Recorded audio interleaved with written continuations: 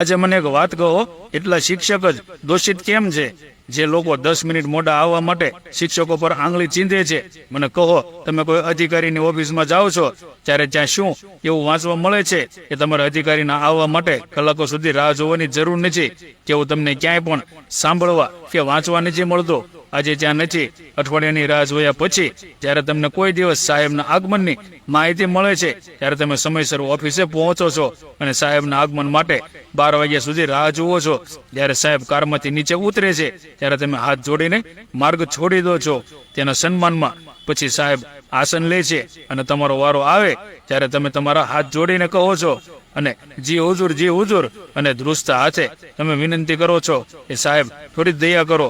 અર્ધબેકર ફરિયાદ સાંભળ્યા પછી સાહેબ તમને જવાનો આદેશ આપે છે અને પાછા ફરતી વખતે તમે તમારા હાથ જોડીને 3 વાર સલામ કરો છો અને આશા છે કે સાહેબ એકવાર તમારી સલામ સ્વીકારશે.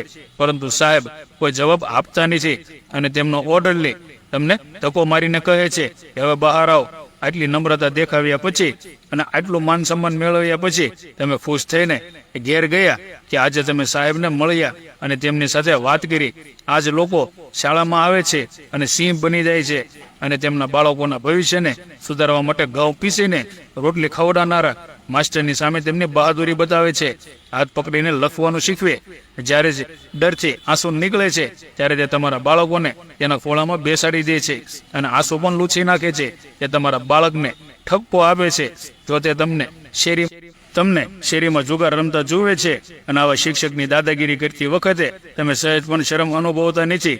તમારા બાળકને ઠપકો આપ્યા પછી તમે શાળાએ આવો છો કે માસ્તર, તમે મારા બાળકને કેમ ઠપકો આપ્યો?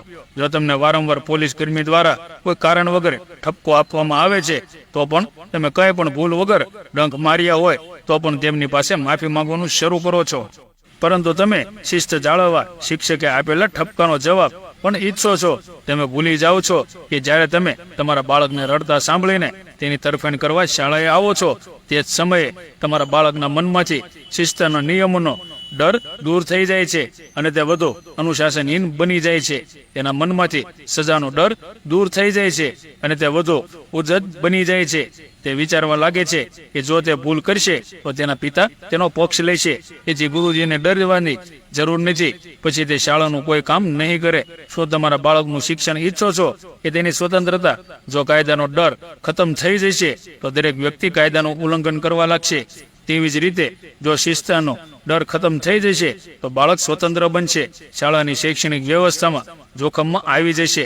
આ આપણી કમનસીબી છે એ બેઝિકમાં ભણતા ઘણા બાળકોના માતા પિતા શિસ્તના મહત્વથી સંપૂર્ણપણે અજાણ છે અને દરેક સજાને નકારાત્મક રીતે લે છે.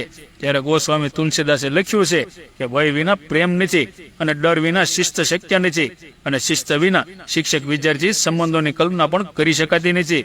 તે નિરર્થક હશે. તમારા પોતાના પરિવારને લો.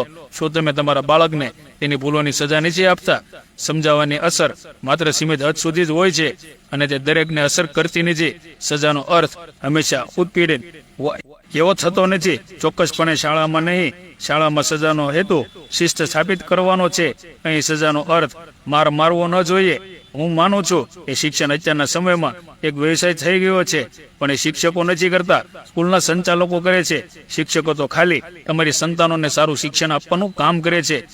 શિક્ષક હંમેશા ખુશ રહે છે જ્યારે તેનો કોઈ શિષ્ય તેને વટાવે છે અને તે જ હેતુથી તે શીખવે છે જેથી તેના દરેક શિષ્ય સફળ થાય. તેથી શિક્ષકની ક્રિયાઓની તપાસ કરશો નહીં, તેના પર શંકા કરશો નહીં. તો મિત્રો, કેવી લાગ્યા વાત? કમેન્ટ કરીને જરૂર જણાવજો અને હા, સીતારામ લખવાનું ભૂલતા નહીં. સીતારામ.